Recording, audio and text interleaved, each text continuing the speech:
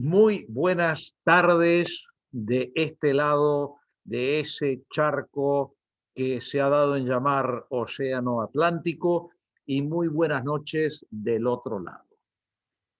Qué alegría volvernos a encontrar para otra sesión más, la tercera del año 2021, año primero de la Gran Peste, año primero considerando que el anterior fue el cero, porque bueno, antes cuando se hicieron los años antes de Cristo y después de Cristo, todavía los árabes no habían inventado el cero, pero ahora ya los árabes lo inventaron. Así que podemos contar un año cero. ¿Para qué es este ciclo? Dialogando desde el sur. Un ciclo que nació con un nombre completamente distinto en el año 2009. Se llamaba Latinoamérica tiene la palabra. Así empezamos. Latinoamérica tiene la palabra. Luego aparecieron nuestros hermanos de África en el programa. Y entonces dijeron, ¿qué es esto de Latinoamérica? Nos están excluyendo. Y entonces dijimos, bueno, el sur tiene la palabra, ahora estamos de acuerdo, todos somos el sur tiene la palabra. Y ahí se presentó un querido alumno de México y dijo, esto es una vergüenza, nos están discriminando. Entonces dijimos, ¿qué hacemos? Y sometimos la denominación a una evaluación democrática de todas nuestras alumnas y alumnos, y yo propuse un nombre. El nombre que yo propuse era de lejos el mejor, el más lindo, el más bonito, y no lo votó nadie. En consecuencia, un nombre que propuso un alumno resultó ser el más votado, y ese nombre fue Dialogando desde el Sur. Y tenía su sentido porque lo que dijo este alumno, un alumno brasileño, fue: nosotros no importa quiénes seamos o a dónde lleguemos. Ojalá el día de mañana tengamos alumnas y alumnos del planeta Venus, de alguno de los satélites de Júpiter, de uno de los anillos de Saturno, no nos importa, pero siempre será desde el sur. Siempre estaremos desde el sur. Entonces, y también estaremos dialogando. Y en esto de dialogando vaya mi humilde y devoto homenaje a ese gigantesco pedagogo tan atacado en su propia patria en estos últimos años, Paulo Freire. Porque Paulo Freire insistía muchísimo en que él no daba clases, sino que tenía diálogos, tenía debates. Y a mí me parece que esto es extraordinariamente rico e importante. Nosotros dialogamos, y el diálogo entraña la noción de respeto, y el respeto conlleva la idea de aceptar la diversidad, pero no aceptarla como una desgracia que no nos queda más remedio que soportar, sino como una maravilla, como un regalo del universo. No hay nada más enriquecedor que vivir en la diferencia y aceptar la diferencia y gozar de la diferencia. Para eso estamos acá, para eso vamos a estar hoy aprendiendo de nuestras queridas alumnas y alumnos, porque ellos son los destinatarios y las destinatarias quienes protagonizan este ciclo.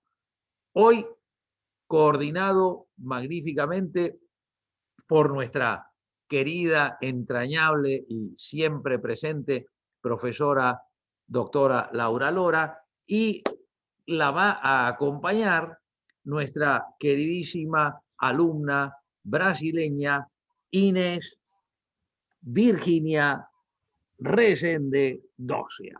Yo tengo que mirar porque los apellidos brasileños en general son muy largos, muy dignos de la familia de Braganza y demás. Son siempre apellidos de duques, de condes, de marqueses, y entonces no quiero equivocarme. Así que Inés Virginia, desde hace algún tiempo hemos cambiado el criterio original que teníamos, que era que los eventos eran siempre coordinados por una profesora o profesor del programa, y hemos establecido una co-coordinación de alumno o alumna y profesor o profesora. Porque realmente este ciclo es de ustedes, y entonces queremos que lo sea en todo el sentido de la palabra. Queridas amigas Inés y Laura, la palabra es de ustedes. Yo tomo mi cuadernito y mi bolígrafo y me dispongo a aprender. Muchísimas gracias a ustedes. Muchas gracias, querido Ricardo. Una alegría ver las imágenes iniciales, tantos recuerdos lindos de colegas que han pasado por las aulas de la Facultad de Derecho, profesores, estudiantes, momentos, ¿no? Una alegría. Y como vos decís, Ricardo, también una alegría este espacio, reencontrarnos en la tercera sesión de Dialogando desde el Sur.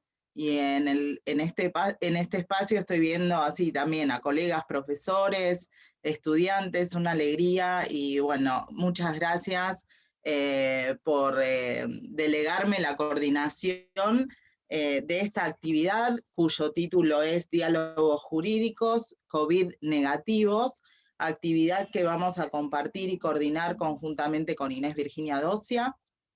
Hoy tenemos representaciones de 5 países de Latinoamérica, expositores de Brasil, de Ecuador, 2 exposiciones a cargo de representantes de Brasil y coordinaciones de Chile, Guatemala y Argentina. Silencié un segundito porque tenía unos problemas de sonido acá, ya volví. Bueno, entonces yo voy a ceder el espacio a los presentadores, en este caso la primera presentación estará a cargo de Nicolás Stichkin de Chile, que va a presentar a Sandra María Silva de Lima, y quien expondrá sobre arte y derecho en el siglo XXI.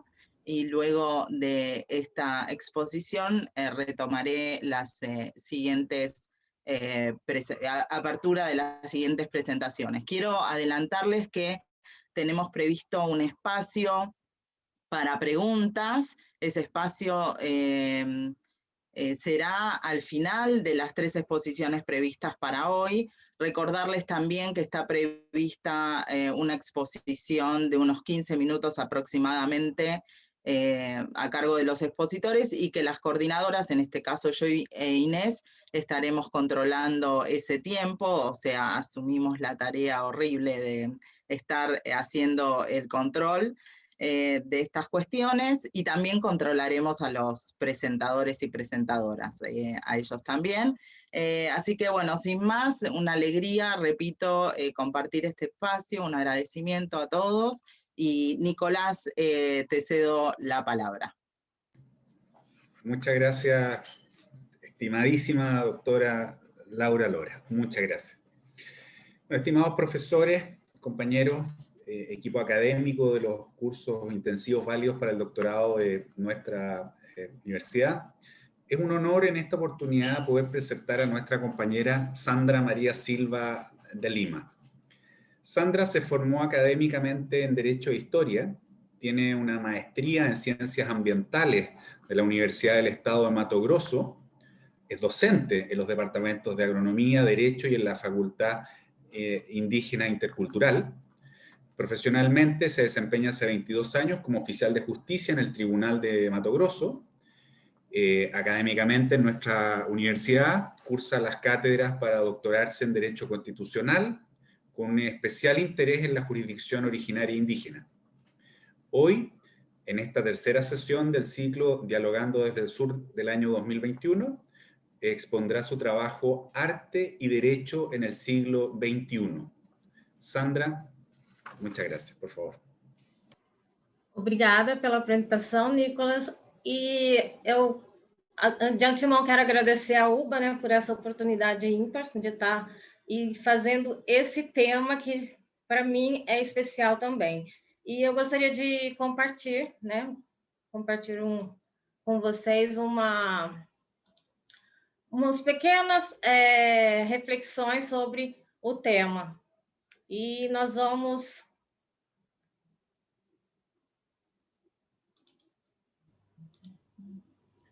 Está habilitado a compartir pantalla.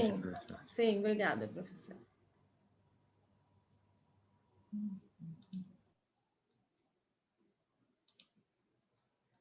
Não saiu.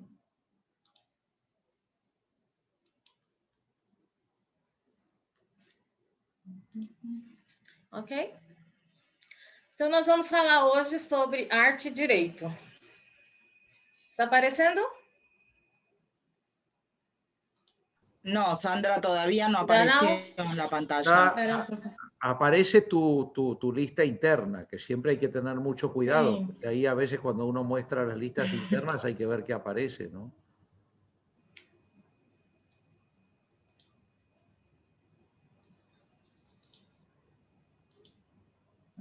Yo recuerdo un congreso internacional de medicina donde un médico le apareció toda una lista de películas porno. Nossa. Só um minuto.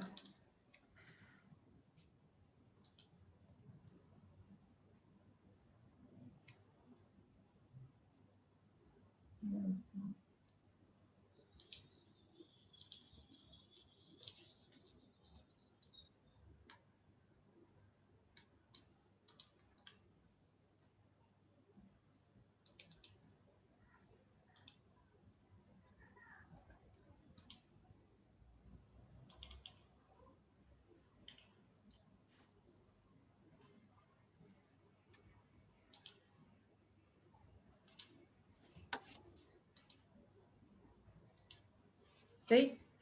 Ahora sí. Ahora sí. Perdão. Então, vamos falar sobre arte e direito no século XXI, né? E com alguns questionamentos, né? Que tipo de arte que nós estamos falando hoje e que tipo de... Como é que essa arte pode ser mensurada? Qual que é o lugar dessa arte para a gente, em vez de Covid positivo, a gente falar em esperança positiva, né? E como que esses tempos pandêmicos têm nos deixado inquietos, reflexivos. Então, vamos ser mais comunicativos e criativos, que é a proposição também desses temas que estamos trabalhando. Então, quando a gente fala de direito, arte, né, a gente já leva para a questão da cultura. E a cultura, para a gente, né, o direito, a gente quando começa a fazer algum trabalho, sempre vem a questão de como buscar esses conceitos, né? Então, os conceitos mais simples, aqueles que vêm para a gente no sentido de estar estudando comportamento humano e não humano, e aí a professora, a doutora Laura Loura, né, diz sempre para a gente da questão desse não humano, com disposições e normas e características bem específicas. Quando a gente fala em arte, a gente sempre vem com aquela questão de linguagem e produto cultural do homem, então aquilo que é produzido pelo homem. E também algumas formas que a natureza nos faz esse contato e que depois a gente vai dar o nome de cultura. Então, o que é a cultura? A cultura, ela vem do verbo cultivar, por isso a gente tem agricultura, né, que foi um dos primeiros verbos aí na questão de estar reunindo essa cultura. Então, ela vem no espaço, no tempo, dizendo para a gente como é que está sendo incorporada com seus signos, com seus símbolos, significados, isso de forma material e imaterialmente, aquilo que a gente não pode pegar, mas está aí como forma de cultura, né? E quando se estabelece uma questão de como se dá essa interação, a gente vai para o aspecto mais já de pluridisciplinar, já com todas as disciplinas, no aspecto multi, né, que não necessariamente precisa haver uma interação, e intercultural naquela interação, para a gente verificar como é que se fala, né, como é que se dá essa relação com o direito. Então, aqui nós temos vários aspectos, né, e eu destaco uma palavra aqui com a humanidade, né, nós como humanos fazendo esse tipo de interação dentro dessa cultura. Então, como é que vai se dar nesse sentido de resistência, censura, né? Nós temos no Brasil aqui, época de ditadura, com muita censura à arte, na Idade Média, livros proibidos, e ao longo da história nós vamos tendo essa questão da resistência e como a arte vai trazendo isso também. A questão de democratização e desigualdade.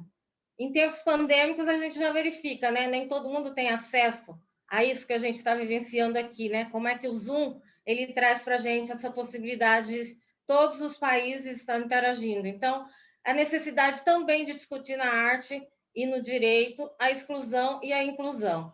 E hoje a gente tem um fenômeno acontecendo que é a naturalização da morte. Nós somos números, né? Mas, ao mesmo tempo, a gente ressignifica essa vida, essa vivência, no sentido de que aquilo que a gente vivia automaticamente, como se fosse natural viver, né? Hoje a gente tem como o ícone, né? Então, o que você quer ganhar de aniversário? Vacina, porque ela implica vida também.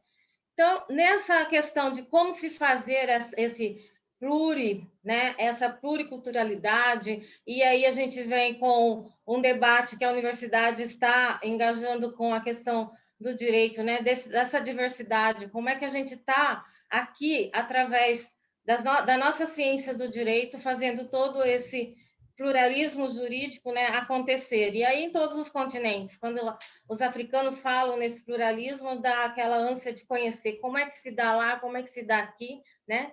E aí a gente vê quais as disciplinas, quais as áreas de atuação que favorecem também essa questão de lidar com a arte. Sábado, no evento de Master Cultura, a professora doutora Andréa Gaston nos disse como é que a sociologia, o direito e a arte ela pode fazer essa interação.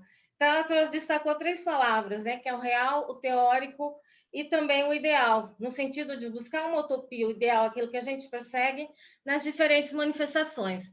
Então, esse sentido vem também para o direito, como é que a gente pode trabalhar a questão do direito na arte, né? Reflexões, a questão de como arte, a gente, no Tribunal do Júri, eu coloco esse mosaico como uma ideia de que como é que a gente destaca do nosso papel enquanto jurista e também faz um teatro, né, ali para se ter um resultado de justiça ou não. E também o direito à arte enquanto consumidor. Quantos de nós consumimos livros, consumimos filmes, né? Consumimos toda essa questão da arte nas suas características, tanto temporais como também, né, digitais. Então, a gente vai vendo que a arte ela nos traz várias inspirações para trabalhar essas produções jurídicas, né? Quando o italiano Ricciotto fez a questão do Manifesto das 7 Artes, ele quis destacar o cinema. E aí o professor Ricardo, ele é expert no assunto, né? Ele quis destacar o cinema para já falar de outras artes, da música, da dança, da pintura, da escultura, do teatro, da literatura, e o cinema como 7ª arte nessa sequência que está no primeiro parágrafo, que depois, né, outros autores foram incorporando, e aí o próprio tempo foi incorporando a questão das histórias em quadrinhos, dos jogos eletrônicos, da arte digital, e toda essa tecnologia, ela vem mudar comportamento, né? Nessa mudança de comportamento, a gente tem vários outros fenômenos, né, de valorização, e no direito, a questão temporal de estar verificando essa aqui, hoje muito trabalhada, é a questão do direito à memória, né? Principalmente na questão dos que se foram e das tragédias que nós temos. A questão da como a gente está vendo hoje no século XXI, né, em relação às artes. Chamamos de manifestações culturais recentes, todos têm visto, né, as visitas virtuais a museus, a própria universidade virtualmente, como nós estamos fazendo, arte nas janelas, que foi um fenômeno mundial, né, que todos foram para as janelas buscar um pouquinho de arte para sair dessa prisão que a gente está vivenciando, as lives, né, aí nós vemos os movimentos sociais, como a questão da derrubada de monumentos, o que isso vai implicar no direito, na história, na antropologia, né? Como é que a gente vai ver psicologicamente, dentro da psicologia, todo esse fenômeno acontecendo.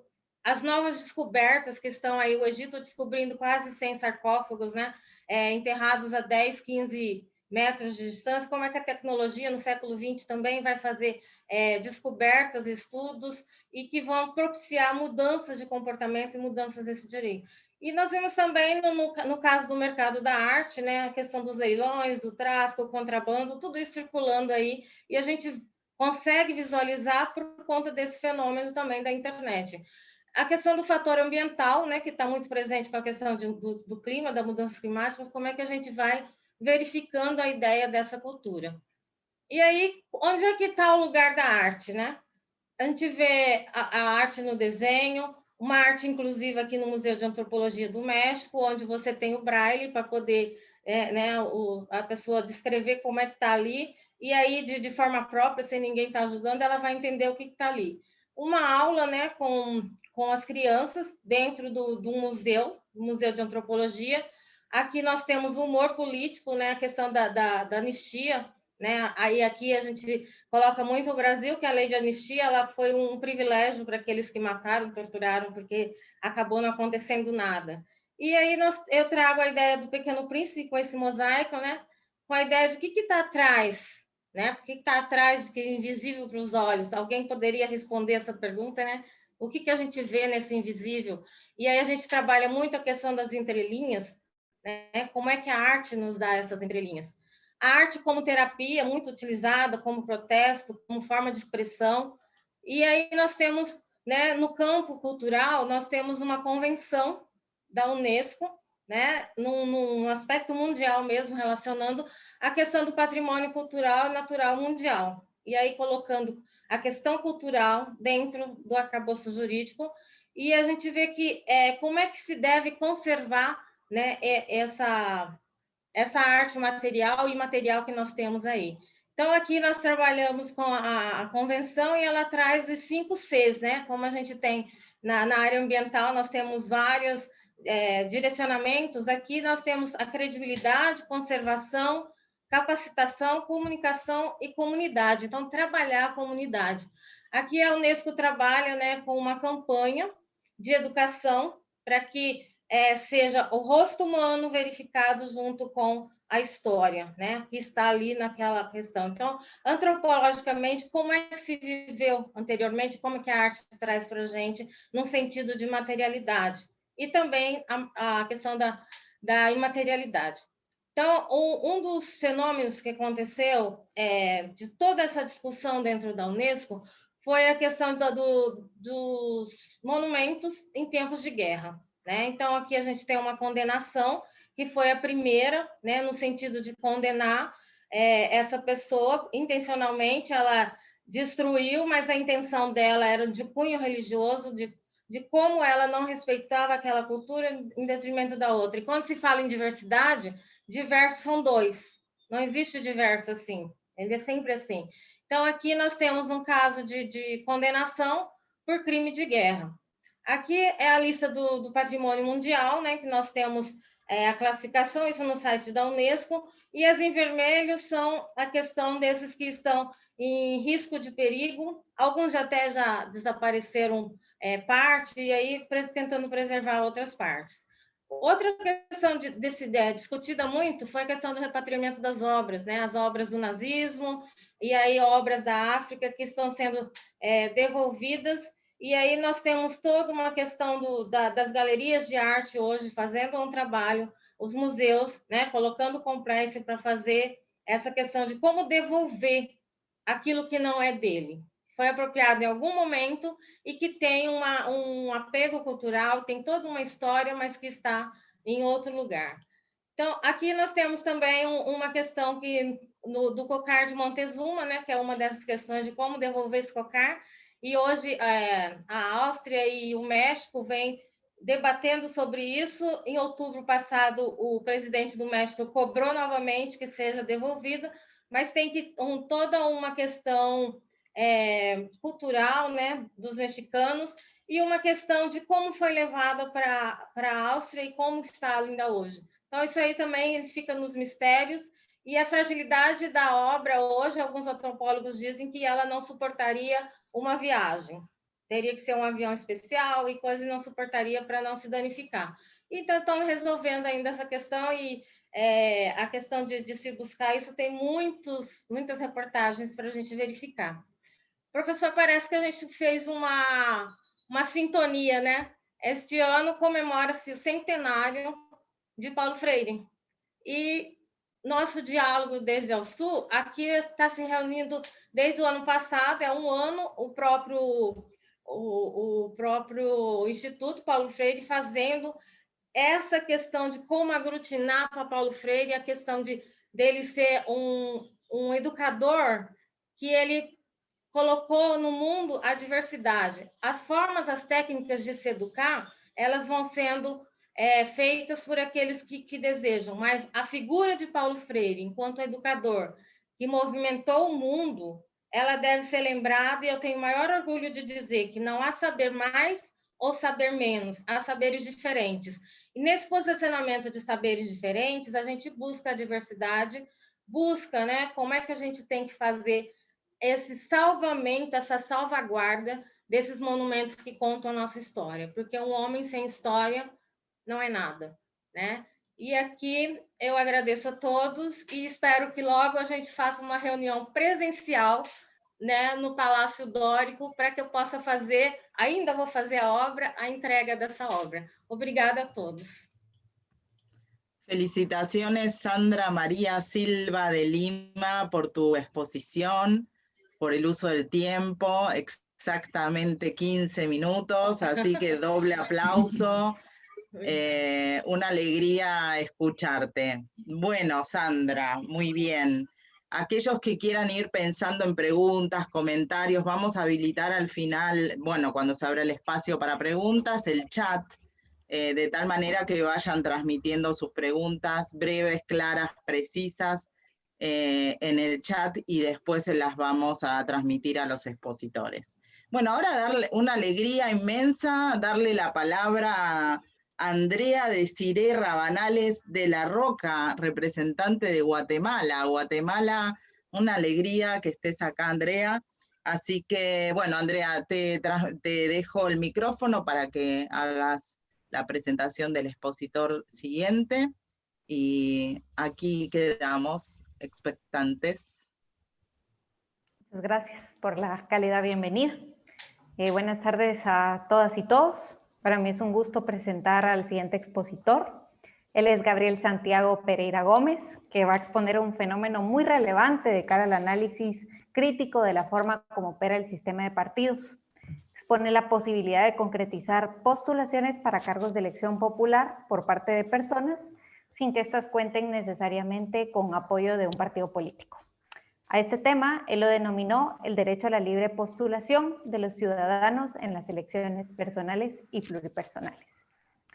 El disertante de este interesantísimo tema es ecuatoriano, abogado por la Universidad Técnica de Machalá, magíster en Derecho Penal y Criminología por la Universidad Regional Autónoma de los Andes, Universidad Católica de Cuenca, especialista en Derecho Penal y Derecho Indígena por la misma universidad, especialista en Derecho Penal y con un diploma superior en Educación para la Paz por la Universidad Técnica Particular de Loja y actualmente labora como agente fiscal de la Fiscalía General del Estado. Pues con esta breve introducción, que espero que haya servido para despertar aún más el interés en la disertación, los dejo con el magíster Pereira Gómez. Muy buenas tardes. Muchas gracias, Andrea, por la presentación. Estimado doctor Ricardo Rabinovich, estimada doctora Laura Lora y estimados compañeros presentes en este ciclo de Dialogando desde el Sur, tercer ciclo del año. Aunque atrasado, pero les deseo a todos un feliz año. Esperemos que este nuevo año 2021 nos traiga mucha prosperidad, mucha salud y, más que todo, vida, ¿verdad? En este contexto de pandemia. Asimismo, mi homenaje y mi recuerdo a todas las personas que lamentablemente han perdido la vida, compañeros del programa que se han visto afectados por esta pandemia, agradeciéndoles por haberse recuperado, y los que no están con nosotros, pues bueno, nos estarán acompañando desde donde se encuentren. Bueno, con respecto al tema, es un tema un poco, se podría considerar polémico, interesante, más que todo en nuestro país estamos ahora en un proceso eleccionario, un proceso de elecciones. Ya el 7 de febrero nos toca elegir un nuevo gobierno. En Argentina yo hubo una elección justamente cuando estuve en el 2019, estaba en plena campaña, me tocó vivir un poco la campaña por allá en Argentina. Inclusive vi el debate cuando estaban los candidatos. Bueno, ¿qué es la libre postulación? La libre postulación, en términos generales, se podría entender como que tenemos todos el derecho de elegir y ser elegidos, ¿verdad? Nuestras constituciones y como un derecho humano establece que todos los seres humanos, todos los ciudadanos de un país tenemos el derecho de elegir y ser elegidos. Pero el gran problema es, bueno, ¿tenemos en verdad el derecho a ser elegido? ¿Tenemos realmente ese derecho a ser elegido para cualquier cargo de elección popular, sea en una elección personal o sea en una elección pluripersonal? Entonces, vemos que las legislaciones electorales, la legislación constitucional establece de que toda persona para ser elegida para un cargo, llámese presidente, asambleísta, alcalde, prefecto, gobernador, ¿verdad? Concejal, tiene que estar postulado o apoyado por un partido o movimiento político. Eso es lo que comúnmente pasa en todos los países. Tiene que estar patrocinado, auspiciado por un partido político.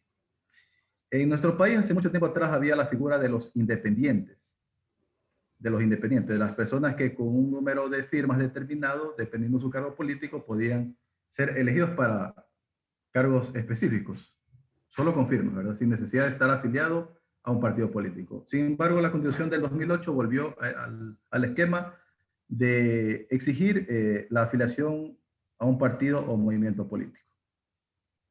Entonces, ¿qué es lo que se propone? Más o menos tomando como referencia lo que sucede en Argentina, las denominadas PASO, que son las elecciones primarias en Argentina, las denominadas elecciones primarias abiertas, simultáneas y obligatorias, conforme lo establece la legislación electoral, ¿verdad? En donde en elecciones abiertas primarias, donde pueden participar afiliados y no afiliados, inclusive simpatizantes de los partidos, se eligen a los candidatos para la gran elección que se desarrolla mucho tiempo después. Entonces, ese es un buen antecedente para establecerse y para promulgar la libre postulación. Sin embargo, existe un problema. Los partidos políticos, nos hemos dado cuenta a nivel de Latinoamérica y en algunos países de Europa, inclusive en los mismos Estados Unidos ya hay síntomas de eso, los partidos políticos están perdiendo legitimidad democrática. Si bien los partidos políticos eran antes los representantes de la ciudadanía en la vida política de un país, actualmente muchos ciudadanos, muchas personas consideran que los partidos simplemente representan a sus líderes o los partidos tienen dueños. Y por ende, los que son candidatos de esos partidos simplemente responden a los intereses del líder o del dueño del partido. No existen partidos democráticos, no existen partidos donde las personas van escalando posiciones de acuerdo a sus méritos o a lo que haya hecho. No existe eso, lamentablemente. Por ejemplo, en el Ecuador existen un simulacro de primarias en las cuales supuestamente se eligen entre los miembros de una entidad política a sus candidatos, pero eso en la práctica no existe. En Argentina vemos que se elige mediante una elección abierta en la cual participan todas las personas, ¿verdad?, que están en un padrón y pueden elegir a sus candidatos. Sin embargo, al exigirse de que sea por medio de un partido político, estamos cayendo en el sometimiento de una entidad política. En lo que respecta a la libre postulación, nosotros proponemos de que toda persona que cumpla un mínimo de requisitos, edad, preparación profesional, goce de derechos políticos, pueda postular un cargo de elección popular. Se someta a unas especies de primarias y la persona que obtenga el porcentaje mínimo, que podría ser un 5, un 10%, pueda postular a la gran elección donde se va a elegir a la persona, que es la forma más democrática de elegir. Esto no se trata de debilitar los partidos políticos. Los partidos políticos, en ese sistema que se está planteando de libre postulación, continuarían. Sin embargo, sería un contrapeso con respecto a lo que sucede en la actualidad, ¿verdad? En la cual se eligen gobiernos de partidos que nacen y mueren con ese gobierno. Creamos un partido para participar en las elecciones, ganamos el gobierno, termina el gobierno y ese partido no existe. Lo que pasó en Perú, por ejemplo, partido PPK, lo creó Pedro Pablo Kuczynski para ganar la elección en Perú, ahora es un partido que no existe. En el Ecuador también el arquitecto Sisto Durán Ballén fue presidente, creó un partido, el Partido de la Unidad Republicana, ganó el gobierno, terminó el gobierno y ese partido murió, se extinguió. Son pocos los partidos que se han mantenido. Por ejemplo, en Argentina el Partido Justicialista es un partido ideológico que se ha mantenido hasta ahora, independientemente de quién esté en el poder. Acá el único partido en el Ecuador que se ha mantenido independientemente de quién lo lidera es el Partido Social Cristiano, partido de derecha. Sin embargo, los otros partidos han nacido y crecido con su líder. Entonces, lo que se trata justamente de que mediante este sistema de libre postulación se fortalezcan los partidos para evitar los caudillismos.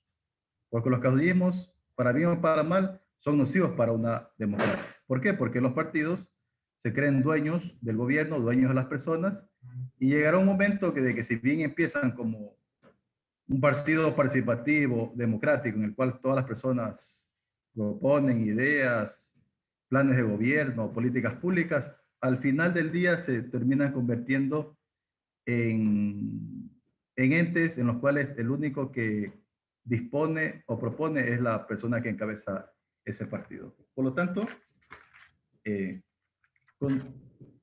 considero muy importante de que se plantee esta libre postulación, asimismo que en esta libre postulación se evitaría tanto el financiamiento público como el financiamiento particular. ¿Qué es lo que pasa en nuestros países? Gana el que más recursos tiene.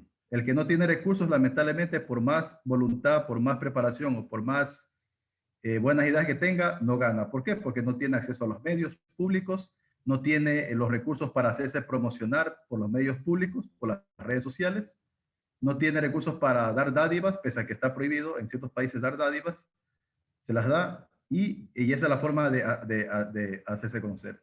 ¿La propuesta cuál es? Que todas las personas que participen en una elección popular tienen que someterse a debates públicos que deben de ser transmitidos por todos los canales, por todas las radios, por todos los medios virtuales que existen ahora, para que la ciudadanía pueda ver las propuestas y confrontar las propuestas o qué es demagógico y qué es real. De esa manera, considero de que se garantizaría una elección democrática, una elección en base a los méritos, en base a las propuestas, no en base al más popular, porque ustedes han visto los congresos, las asambleas, o como se llama en sus países, llegan figuras públicas, ¿verdad? Actores, futbolistas, gente del espectáculo, que a veces no cuentan con la preparación y terminan decepcionando a las personas, a sus electores. No responden a sus electores, responden a los dueños de sus partidos.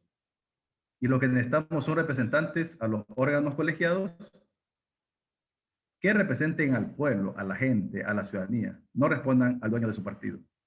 Y eso es lo que lamentablemente pasa en nuestras democracias. Los representantes de los cuerpos colegiados, llámese asamblea, llámese congreso, responden al líder de su partido y no responden a la ciudadanía. Por lo tanto, la libre postulación trata de romper eso. ¿Qué pasa con los que llegan solos, verdad? Venden su voto, compran su voto. Entonces, esas son las ideas que se deja en base al derecho a la libre postulación, una libre postulación sin firmas de respaldo porque no se cuenta con el personal para hacerlo, ya que para recoger firmas en todo un país se necesitan personas, gente. Entonces, la libre postulación es sin firmas de respaldo y sin apoyo de un partido político. Únicamente someterse a una elección en la cual todos pueden participar y si es que obtienen el porcentaje necesario, puede acceder a la gran elección para elegir autoridades. Esa es mi disertación y espero les haya gustado y estamos prestos a cualquier pregunta. Muchas gracias. Buenas noches. Felicitaciones, Gabriel, por la presentación. Es un placer estar aquí con todos ustedes. E agora invito Julieta Gonçalves para apresentar Fernando de Avenga Barbosa na exposição por el Derecho Humano a la Paz. Gracias, Inés. Un gusto verte. Seguro que mañana nos vemos de nuevo en las clases. Bueno, buenas tardes para todos. Buenas noches para algunos de los presentes seguramente. Hoy tengo el placer de presentar la disertación de nuestro hermano Fernando de Alvarenga Barbosa. Él nos va a hablar de la paz como un derecho humano y de la importancia del cumplimiento de aquellos deberes que su realización conlleva y que por lo tanto devendrían exigibles para las personas humanas como para la comunidad internacional, estados y organizaciones internacionales, tanto de carácter universal como regionales. Porque el cumplimiento del deber de cada uno es exigencia del derecho de todos, es que no podemos ni debemos olvidar esta importante faceta de responsabilidad que todos los derechos presumen. Fernando de Alvarenga Barbosa es doctorando por la Universidad de Burgos, de España, diplomado en estudios avanzados en Derecho Internacional Público y Relaciones Internacionales, también por la Universidad de Burgos, España. Ha realizado un posgrado en Gestión de los Procesos Educativos, Administración y Supervisión Escolar en la Universidad del Estado de Río de Janeiro. Tiene en su haber estudios de grado en Educación Física por la Universidad Federal de Río de Janeiro y en Derecho por la Universidad de Estácio de Sá. Se desempeña como inspector de la Policía Judicial del Estado de Río de Janeiro. Es miembro de la Red Latinoamericana de Migraciones, Refugee Lowrider, y profesor de los cursos de Derecho y de Relaciones Internacionales de la Universidad Estácio de Sá. Con ustedes, Fernando de Alvarenga Barbosa, con su ponencia por un derecho humano a la paz. Muchísimas gracias, Julieta, por las palabras. Buenas tardes a todos y todas. Profesor Rabinovich, gracias por la oportunidad en este evento. Y a todos los colegas, muchas gracias por estar, porque hablamos para ustedes. Entonces, que estén y espero que les gusten estas cuestiones que tengo. Voy acá a compartir la pantalla. Habilitado compartir pantalla. ¿Ya está? ¿Sí? Se ve Sí, perfectamente. ya está. Ok, gracias. Bien, vamos Gracias por haber puesto la bandera argentina. Bien, vamos a hablar entonces una cuestión que tengo sobre qué es el derecho humano a la paz. Vamos a pasar por ello y qué construcciones de los derechos, cómo está la ONU en sus 75 años, el año pasado, y a paz a lo largo de la historia, y cómo está este trabajo de derecho humano a la paz y una pequeña propuesta. El primer paso es pensar qué es la paz, que no es solamente la ausencia de guerra, sino algo más, algo humano, porque una virtud, un ánimo, una disposición, una confianza es cosa de humanos. Entonces, la paz es posible por y para los humanos. Bobbio habló de la construcción de los derechos, que son humanos, y habla que no nacen todos a la vez, nacen cuando deben y cuando pueden nacer. O sea, la Corte Interamericana de Derechos Humanos habló de la progresividad y de la justicialidad de los derechos sociales, pero solamente en 2017. Lo que estoy queriendo decir es algo que el profesor Rabinovich habla en sus clases. Tal vez podemos pensar desde ahí que los derechos no están completamente naturales, sino son desarrollados con el tiempo y por los humanos. Desde ahí podemos mirar algunos tratados que hablan de cuestiones de paz, de cuestiones de garantizar la paz en un mundo donde vivimos y la conciencia del mundo es nuestra. Entonces, por pensar en la ley, debemos pensar cómo utilizar esta ley. No hay que haber ley si no la utilizamos o no comprendemos cómo camina. Desde este punto, la UNESCO habló en su desarrollo que la guerra comienza en la mente de los hombres y desde ahí deben construirse las paces, los baluartes de la paz. O sea, si el humano es capaz de pensar en la guerra, también es capaz de pensar en la paz. La conciencia del Estado, la conciencia del Estado, la conciencia de las cosas está en el humano. Me parece a veces que nos olvidamos que el mundo es humano, que todo lo que conocemos en este mundo está en nosotros.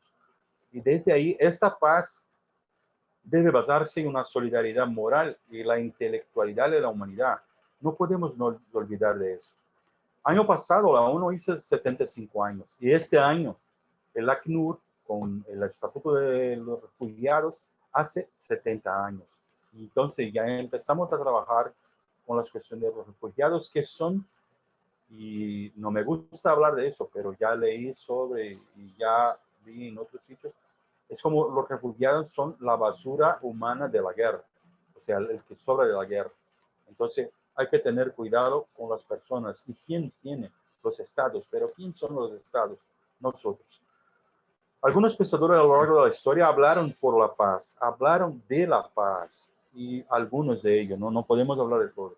Kant habla de una paz perpetua, pero esta paz perpetua es una estructura mundial que favorezca la paz desde los gobiernos, o sea, desde los estados. O sea, cómo los estados pueden desarrollar una paz perpetua y garantizar esta paz a todos los humanos. Y también habla del deber de hospitalidad, pero hay que pensar cómo Kant ve este derecho de hospitalidad en aquel momento de su vida. Nunca sale de su casa, nunca sale de su ciudad y ve el mundo desde su ciudad, desde su mirada. Pero este deber de hospitalidad está hasta hoy basando el trabajo de ACNUR, el Alto Comisionado para las Naciones Unidas de Refugiados. Kelsen hablaba que la paz llega, preguntaba, bueno, la paz llega por el derecho. Y si la paz llega por el derecho, los constructores de la paz son abogados, jueces, el sistema de justicia. Pero si es eso, ¿cómo se da entonces los conflictos armados en la sociedad democrática? Kelsen hablaba en la pirámide de Kelsen, que todos los que estudian derecho hablan, el derecho internacional está por encima, pero los hombres ven así, y los estados que son gobernados por hombres también ven así, o cuando llegan al gobierno cambian la idea. No sé. Grossespiel, que es así, fue secretario general de la ONU, habló que no tiene sentido afirmar este derecho a paz y reconocerlo a los estados si él se refiere a los individuos. O sea, reconocer a los estados, pero no reconocer a los individuos, o no dar a los individuos, o no regalar a los individuos este derecho a la paz. Sería un absurdo jurídico político dificultar o no dejar que el individuo accese un derecho a la paz. Vemos eso con los estados, o cuando los gobernantes van a discutir los tratados sobre medio ambiente por cerca de nosotros el Tratado de París. Van ahí la gente que quiere el capital y no está tan preocupada con las cuestiones ambientales. Otros Gales, otro secretario general de la ONU, también fue un destacado pensador en el derecho a la paz. Y hoy, Federico Mayor Zaragoza, que aún está entre nosotros y está en la Universidad Autónoma de Madrid con el Instituto Demos Paz, habla, o sea, la paz sea contigo. Hablamos de eso, aprendemos de eso en varias religiones. La paz sea contigo, va con la paz. La paz está en uno, en una casa, en la escuela, en todo. La paz en la tierra Gaia. Y está eso también en el tratado, de la tierra. O sea, la búsqueda de la paz es lo que está más profundo en la origen de los tiempos para el hombre. Y en la Declaración de Viena de 1993 se reconoció a un Boutros Ghali como secretario general, se reconoció la universalidad de los derechos humanos.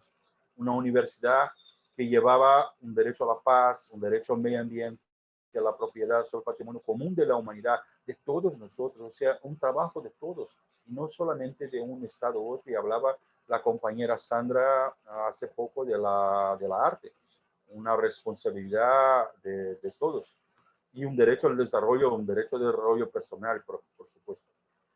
En 98, Grossespiel habló y preguntó en la conferencia de París, ¿quién puede estar contra este derecho de todo ser humano a vivir en paz? O sea, nadie estaba contra, pero también nadie fue a favor. Los estados hablaban que llevar a la paz a los individuos, o mantener la paz, es caro. O sea, regalar derechos o dar derechos es algo caro. Y el Consejo de Seguridad de la ONU en mayo de 2019 habló que mantener la paz es algo muy caro. Entonces, ¿será que pensamos o vamos a poder tener paz? En 2000 fue el Año Internacional de la Cultura de Paz. Se habló de prevención, de resolución no violenta de conflictos, de negociación, de hacer la guerra algo imposible, de trabajar con la mediación. Y desde ahí el derecho, por lo menos en mi país, veo también en México, están trabajando mucho la mediación. Es como si cambiase las facultades de derecho desde el conflicto a la mediación. Y se habla mucho de eso. Viene en 2000 y después en 2015 se desarrollan los objetivos de la ONU, los objetivos del milenio, objetivos de desarrollo sostenible. Y de entre ellos, en 2015 se pone la paz. En 2000 se pone el promover la igualdad de género y eso continúa avanzando hacia los años. En 2020, o sea, cerquita, Gutiérrez, que el secretario general ahora, llama la atención y llama el diálogo a los estados y a la sociedad por la incapacidad moral del presidente de Perú. Eso quería llamar la atención. Llama al diálogo, llama a charlar, llama a conversar. Pero Sergio Vieira de Mello, que fue alto comisionado de las Naciones Unidas en 2002, habló que vio no solo el mejor de alguien, de uno, pero también el peor de lo que podemos hacer unos con otros. Dalai Lama también habla eso. El hombre trabaja por dinero y después que toma esta plata para cuidar de la salud porque ya la perdió. Entonces, si lo humano puede hacer algo malo con lo humano, ¿qué no estamos mirando? ¿Qué estamos nos olvidando? ¿Qué podemos hacer con eso? Nos parece que el Estado jovesiano ya no contesta más tantas preguntas. Dejar al Estado la seguridad o hacer un pacto de submisión con el Estado ya no es posible. Aunque hablemos, ya estamos en un pacto de confianza con el Estado, como habla Locke y después va a hablar Rousseau, no sé. Porque si la paz se convierte en un derecho y se codifica, o sea, se toma como un tratado, por ejemplo, será más difícil emplear la fuerza. Eso hablan los estados. Entonces, ¿qué podemos hacer? Y volviendo al tiempo, lo que habló de la libertad y regular las propias acciones, o sea, uno saber qué puede hacer dentro de los límites de la ley de la naturaleza, si es que hay. Kant habla de los respeto a los demás y también de la libertad. Se respeta a los demás, respeta la libertad de cada uno. Dentro de eso y dentro de los deberes, todas las leyes antiguas que hablamos de la historia de derecho hablaban de normas imperativas, o sea, no puedes matar ojo por ojo, diente por diente, o sea, hay una mirada que hay una obligación, un deber de no hacer, de no poder hacer porque hay que respetar el otro. Pero en algún momento, en algún punto, que tal vez aún no veamos o aún no pensamos, invertemos esta posibilidad y no más miramos la sociedad, sino el individuo. Pero la semana pasada, los compañeros de África hablaron que en esa sociedad se ve la sociedad. Eso es una buena cosa, muy, muy buena cosa. O sea, el deber y el derecho son términos relacionados. No puede haber derecho sin deber. Desde ahí hablamos. En algún momento cambió. No miramos la sociedad, miramos el individuo. Tal vez la sociedad capitalista que llamamos occidental tenga cambiado a este punto en algún momento de la historia. Hablamos poco de la Declaración Americana de los Derechos y Deberes del Hombre, que fue anterior a la Declaración Universal de Derechos Humanos. Es de abril y la Declaración Universal de diciembre. O sea, latinoamericanos o suramericanos o lo que sea, deberíamos estar orgullosos de tener una declaración de esta, pero casi no hablamos de ella. La vicesecretaria general habla de la importancia de empoderar a las mujeres colombianas en lo que está pasando en Colombia. Y me llamó la atención esto. ¿Por qué? Porque Sergio Vieira de Mello también habló, así que asumió en 2002 el alto comisionado de derechos humanos, que en su trabajo le gustaría utilizar a las mujeres porque creía que ellas eran seres agregadores, seres que pensaban en la familia, pensaban en la sociedad. Mohamed Yunus, que fue Premio Nobel de la Paz, también trabajó con los derechos, con las mujeres, no trabajó con hombres. El primer trabajo de él fue el Banco de los Pobres. hay que pensar en la educación para cooperación, o sea que todos nosotros debemos cooperar entre nosotros. Y me parece que en algún momento nos olvidamos de eso. La profesora Alena Cárpava, que está en la Universidad de Granada, trabaja con Educación para la Paz como disciplina, en el grado de Pedagogía, del grado de Educación Infantil, en el máster de Paz y Conflictos y en el máster oficial de Profesorado. Están trabajando con Educación para la Paz desde dentro del humano, o sea, hay que cuidarse dentro de sí y después de la gente. Otros hablan también de los derechos humanos a la paz. Hillary Clinton publica la tarea de una aldea y habla que antes la gente cuidaba, los vecinos cuidaban de los hijos estaban en la calle, los padres iban a trabajar y la gente cuidaba, los vecinos cuidaban. Hablaron de eso en los compañeros de África semana pasada. Nuestra compañera Carolina Estepa habló de pensar, sentir y hacer y decir de los derechos humanos, o sea, de dentro de sí para los humanos. Y el profesor Pablo Quedano habló de la paz como derecho humano en México. ¿Qué o quién somos nosotros? Tal vez nos olvidado. Éramos humanos hasta que la raza nos desconectó, la religión nos separó, la política nos dividió y el dinero nos clasificó. Donde hay voluntad fuerte, no puede haber grandes dificultades. Y por eso estamos acá, a estudiar, a investigar y a pensar. Porque el desarrollo social está en manos de nosotros y de cada uno. Y ahí dejo gracias, muchísimas gracias a la Universidad de Buenos Aires, a las personas que conviví todos estos años en los cursos, aún cursos intensivos, en aquel momento en 2003, y compañeros de Argentina que trabajan en el Bar Norte, que fue donde aprendí qué es el pueblo argentino, qué es la gente argentina. Agradezco al profesor Jorge Berchol, a Sebastián Sancari, a profesor, a todos que están, a Emiliano Boiz y todos que participaron. Muchísimas, muchísimas gracias. Y las películas hablan que hay una tierra de paz, pero solamente después de la destrucción. Gracias a todos. Fernando Alvarenga de Sousa, felicitaciones, triples felicitaciones por su exposición, por el uso del tiempo y por el uso del castellano. Muchas, muchas felicitaciones. Bueno, entonces llegó el momento para que abramos el espacio de preguntas, de comentarios, tal como les compartí al inicio. La idea es que ustedes transmitan sus preguntas por el chat y junto con Inés Virginia Docia iremos transmitiendo esas preguntas a los expositores. Así que aguardamos en el chat esas preguntas. ¿Puede ser?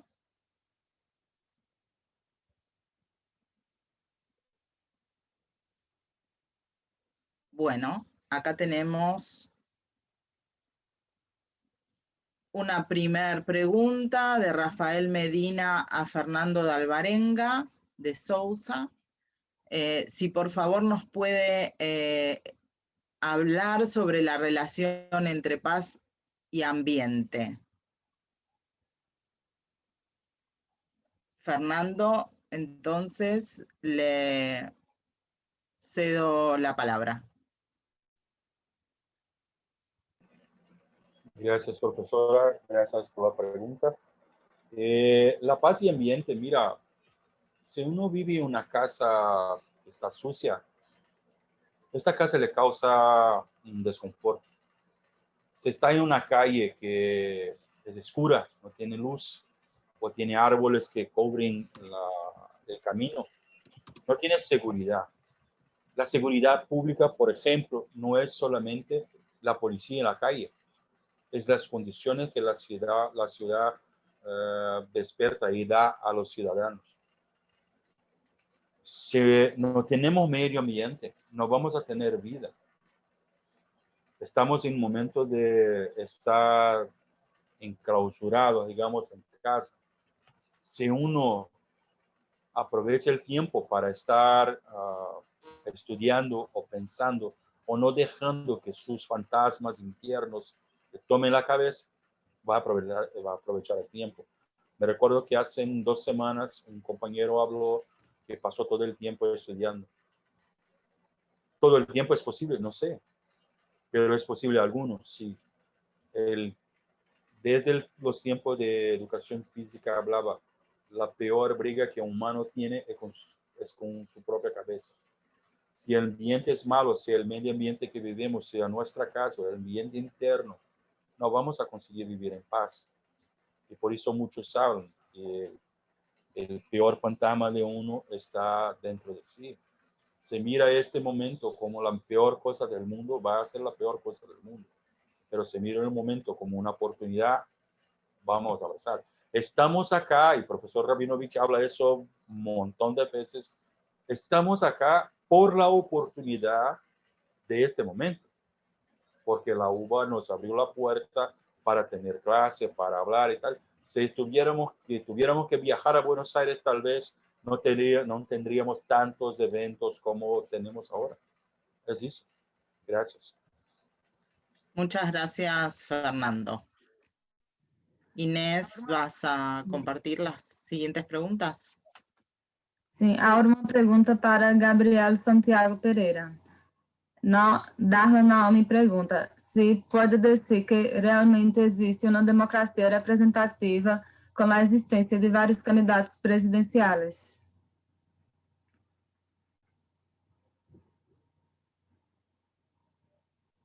¿Escuchó, Gabriel? Bueno, a ver, sobre la pregunta que me hace, no se garantiza necesariamente democracia representativa con varios candidatos presidenciales. Acá en el Ecuador tenemos actualmente 16 candidatos presidenciales, imagínense, un país de 17 millones, 16 candidatos. Y eso que no se aceptó uno, que hasta ahora está peleando ser candidato, tuviéramos 17. Y más los que declinaron, tuviéramos más de 20 candidatos, imagínense. Bueno, ese es el problema. Por eso mismo se plantean unas elecciones primarias en las cuales las personas que saquen un mínimo de porcentaje de votos vayan a la gran elección. En este caso, por ejemplo, si los 16 candidatos se sometieran a esta elección primaria, posiblemente en el Ecuador tendríamos apenas unos 6 o 8 candidatos, o a menos inclusive. ¿Por qué? Porque en la práctica los que tienen posibilidades de ganar son apenas 3 binomios, y uno inclusive puede que gane en una sola vuelta. Entonces, la mayor cantidad de candidatos no representa mayor representatividad, ¿ya? Por eso es necesario hacer una especie de filtro, ¿ya? Una especie de filtro para que las personas que tengan mayor aceptación vayan a esa elección definitiva, sería en este caso, ¿ya? Se podrían hacer varias elecciones inclusive. Por ejemplo, un caso particular. En las elecciones para alcalde de Quito, por ejemplo, participaron así varios candidatos, ¿verdad? Pero el alcalde de Quito, el actual alcalde de Quito ganó con apenas el 20%. Imagínense, el 20% para una ciudad de más de 3 millones de personas. Entonces, en esos casos sí tendría que haber una segunda vuelta. ¿Para qué? Para que entre los dos candidatos más votados se elija el que mayor respaldo de la ciudadanía tenga. Entonces, en el caso de las elecciones presidenciales tiene que ser lo mismo. Los otros candidatos lamentablemente no tendrán más del 1% o menos del 1%. Tendrán elecciones marginales. Entonces, tiene que haber un filtro previo para que esas personas vayan a una elección final. Eso, no sé si responderá a la pregunta. Muchas gracias, Gabriel. Hay otra pregunta más que Marcos Galdurós Filio le hace a Gabriel. Y después hay una pregunta para Sandra. Para Gabriel, entonces, en la nueva concepción política, ¿cómo podríamos tener una disminución de la corrupción sin financiamiento? ¿No es posible que en esa concepción se mantengan los más ricos con mejores oportunidades? Yo considero que, primeramente, cuando se elimina tanto el financiamiento estatal como el financiamiento privado de las campañas, se estaría eliminando de cierta forma parte de la corrupción que existe después en los niveles de gobierno. ¿Por qué?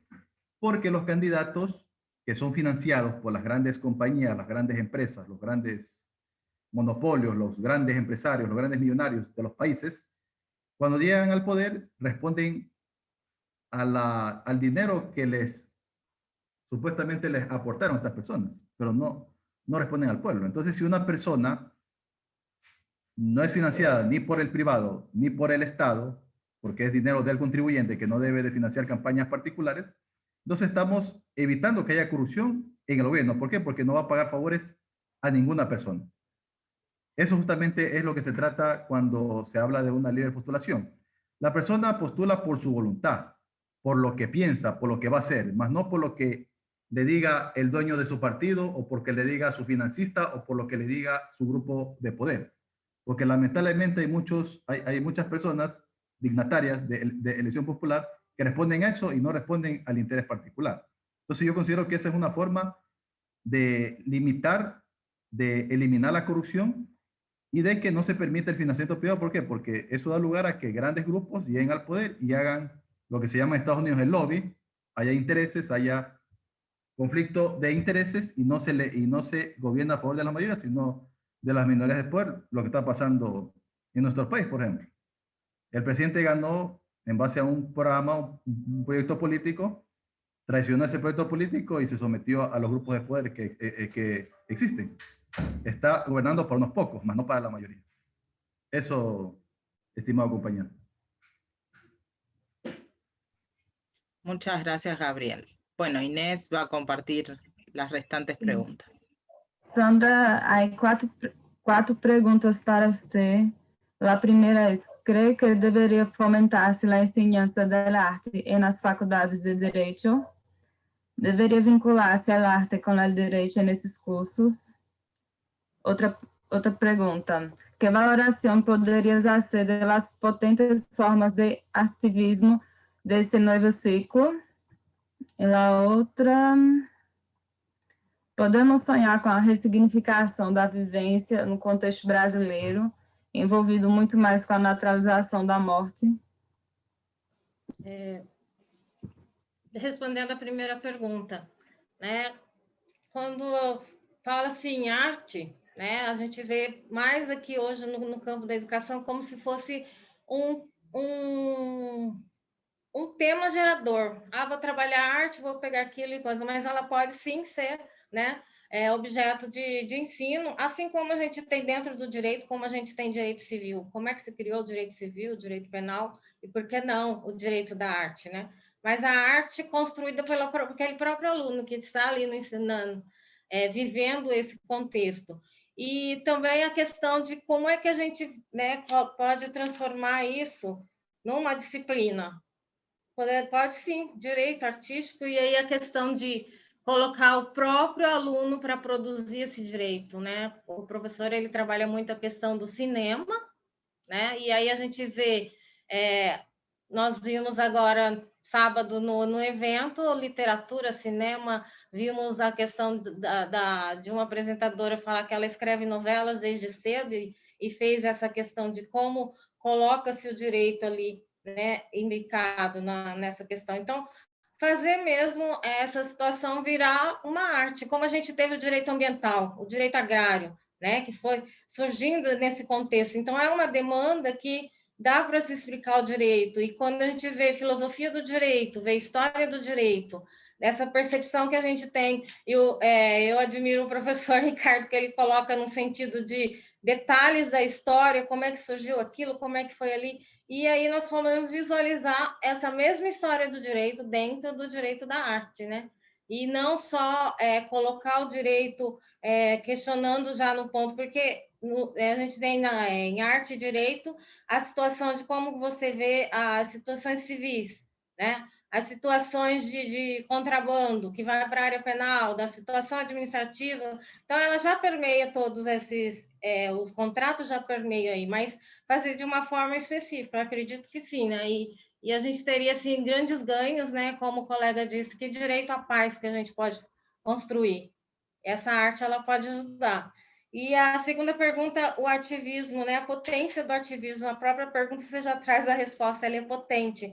Então, é fundamental hoje que a gente saia, e hoje a gente está melhor, estamos, né, melhor difundindo, divulgando, porque tudo na internet é instantâneo. Estamos aqui agora, vários países, mas de forma instantânea discutindo isso. E hoje na internet você coloca um assunto, vem milhões de coisas. Então, como é que esse artivismo, né, através da arte você mostrar? Então, os protestos são benéficos, mas a arte e a educação também, né? Como é que a gente tem que educar nesse contexto de refletir como é que a gente pode levar direitos e deveres, não só direitos, né? Como o colega disse, como é que você constrói uma coisa sem estar observando esses dois polos? Então, esse ativismo, ele é fundamental, né? E, assim, nós vemos a questão das censuras, né? Para diversas formas de arte. Como é que essa censura também é trabalhada?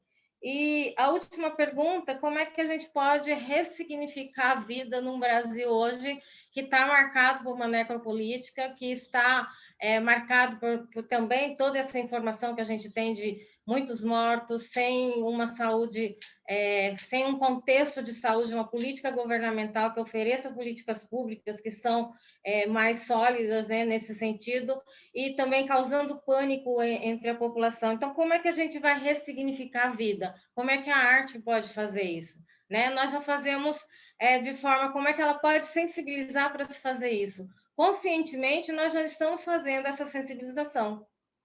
Todo dia nós falamos isso, todo dia nós vivemos esse pânico, mas nós temos que começar a filtrar isso para ressignificar a vida, porque não queremos morrer, queremos viver, né? Então, eu acho que ressignificar no sentido de não colocar a vida no automático, como eu disse, automaticamente você vai fazendo aquilo, acorda, levanta, estuda, faz, mas não faz essa reflexão. Então, como é que a gente vai ressignificar nesse momento de necropolítica, né? Esse é um desafio, né? E a nossa resistência enquanto ser vivente tem que ser isso, fazer ressignificar essa vida a todo momento. É isso. Muchas gracias, Sandra. Bueno, nuestra querida colega y profesora Nancy Cardinó, aprovecho para saludarte, Nancy, hace una pregunta a Gabriel. La pregunta sería, ¿qué legislación sobre medios podría garantizar el tipo de postulaciones que propone? Gabriel, ¿puedes habilitar tu micrófono?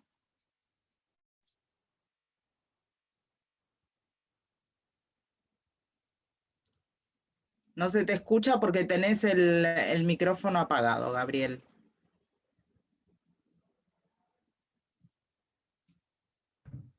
Hola. A ver, vamos a ver. ¿Puede repetir la pregunta porque la escuché entrecortada, por favor? Ah, sí, cómo no. ¿Qué legislación sobre medios podría garantizar el tipo de postulaciones que usted propuso?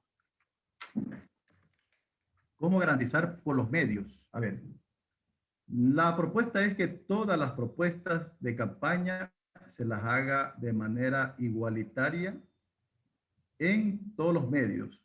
Llámese televisión, llámese radio, llámese prensa escrita, llámese medios virtuales, en franjas igualitarias, no financiadas por el Estado, ni tampoco financiadas por particulares. Franjas gratuitas, ¿verdad? Es como las cadenas nacionales que emite el gobierno, por ejemplo, son cadenas que las transmite los canales, que no tienen que pagar el gobierno para que las transmitan. Entonces son espacios gratuitos en los cuales la ciudadanía puede conocer los planes de trabajo de los diferentes candidatos a diferentes dignidades para garantizar la igualdad de condiciones, la igualdad formal y material, ¿verdad? Porque de esta manera garantizamos que el mensaje les llegue a todos, ¿verdad? Y la prohibición expresa de que se dé dádivas, camisetas y algunas cosas que se saben regalar en campaña, ¿verdad? Bueno, en Argentina yo no vi eso, que regalen camisetas o cosas. Por lo menos el tiempo que estuve allá. Acá sí nos regalan un montón de cosas.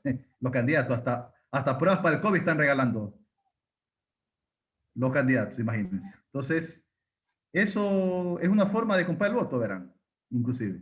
Pero se trata de eso, ¿verdad? O sea, la propuesta es que en lo posible todos tengan opción a que su propuesta sea escuchada por todas las personas y puedan confrontar una propuesta con la otra. Eso, estimada doctora Nancy Carino. Muchas gracias, Gabriel. Perdón. Nuestro querido colega estudiante Joao Augusto Pinto felicita a los expositores, hace comentarios relativos a que el sociólogo Ralph Linton, norteamericano, ya había dicho que la cultura es todo lo que el hombre agrega a la naturaleza cubierto de significado, y por lo tanto, recordándolo a él, quiere felicitar especialmente la exposición pone Patricia, pero me imagino que felicita a Sandra por la exposición, y también recuerda a Carlos Cosio, no deja de recordarlo continuamente, y manda un saludo a todos. Por lo que estoy viendo aquí, no habría más preguntas. No sé, Inés, si vos estás viendo en el chat algún otro comentario o pregunta. No hay más preguntas. Entonces yo me permitiría, acá sí tenemos algo más. Jaime Huartazaca está dirigiendo una pregunta para Santiago Pereira. Dice, primero un comentario, luego una pregunta. Si los candidatos a un cargo de elección popular obedecen a intereses de aquellos que los financian, y a su entender la solución es evitar que el Estado o particulares financien sus campañas, ¿qué garantizaría que los candidatos autofinanciados obedezcan al bien común y no a sus propios intereses? Agrega, teniendo en cuenta que la misma postulación lleva intrínseca un interés personal, cualquiera este sea. Gabriel. Sí. No, Santiago, perdón. La pregunta es para... Acá dice Santiago. Gabriel Santiago. Me imagino que sí, es para Gabriel Santiago, correcto, me confundí. Gabriel Santiago. Pereira. Ya, bueno. Sí, muy buena pregunta la del compañero. Me imagino que es ecuatoriano también, por eso es que... Bueno, sí, o sea, toda persona tiene un interés, ¿verdad? Todos tenemos intereses, pero al momento que postulamos a un cargo de elección popular, el interés no tiene que ser para mí, sino para la comunidad, porque yo voy a un cargo a servir, no a servirme, ¿verdad? Entonces, la política es servir, sino que lamentablemente, ustedes saben, nuestros políticos han tergiversado el concepto de política. La política es buena, la política no es mala. Los malos son los políticos que hacen de esa política buena, política mala. Entonces, el interés, por supuesto, interés de participar como candidato en distintas elecciones, ¿verdad? Interés propio mío, pero ese interés propio de participar, de ser candidato, tiene que trascender al interés general, que es el de servir a la gente. Ahora, ¿cómo garantizamos de que ese interés no se convierte en un interés propio? Ya lo dije, ¿verdad?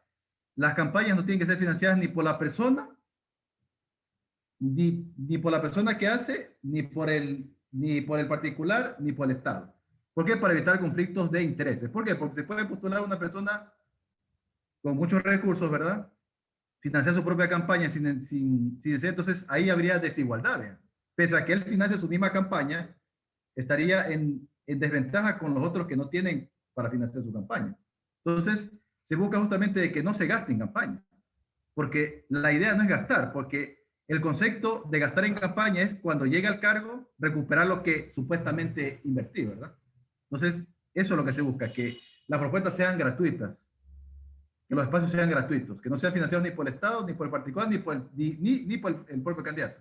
Yo creo que tendríamos que volver a los orígenes de la democracia. El doctor Rabinovich ya conoce muy bien de eso, a los orígenes de la democracia en Grecia, que era una democracia muy particular. Entonces, podría tomarse ciertos aspectos de esa democracia de Grecia para poderla aplicar ahora. Eso. Muchísimas gracias, Gabriel. Bueno, estoy... acá Nancy hace un comentario. Si volvemos a los orígenes, vamos al uso del azar, dice Nancy Cardino. Me gustaría, escuchando la exposición de Fernando de Alvarenga Barbosa, recordé al procesalista uruguayo Eduardo Couture, uno de sus mandamientos, conocido por los 10 mandamientos del abogado, que me gustaría compartir antes de pasarle la palabra a Ricardo. El mandamiento número 8 dice: ten fe en el derecho como el mejor instrumento para la convivencia humana, en la justicia como destino normal del derecho, en la paz como sustitutivo bondadoso de la justicia, y sobre todo, ten fe en la libertad, sin la cual no hay derecho, ni justicia, ni paz. Simplemente quería recordar a Couture, luego de la exposición de Fernando, y ahora sí creo que hemos cumplido muy bien con los tiempos previstos. Acá, como tenemos unos minutos extras, aparece una pregunta de Darla, y la vamos a agregar, de Darla Noemí Parra Gamesa para Gabriel. Hay una pregunta más, entonces Ricardo, vamos a postergar. Dice, por favor, les pido que cierren los micrófonos, porque si no, Gabriel, bien. La pregunta es para Gabriel, otra más. La hace Darla, como dije, es: ¿cómo puede vencerse el populismo? Porque por lo general, el candidato que lidera encuestas no es el más apto para el cargo, sino el que más conocen.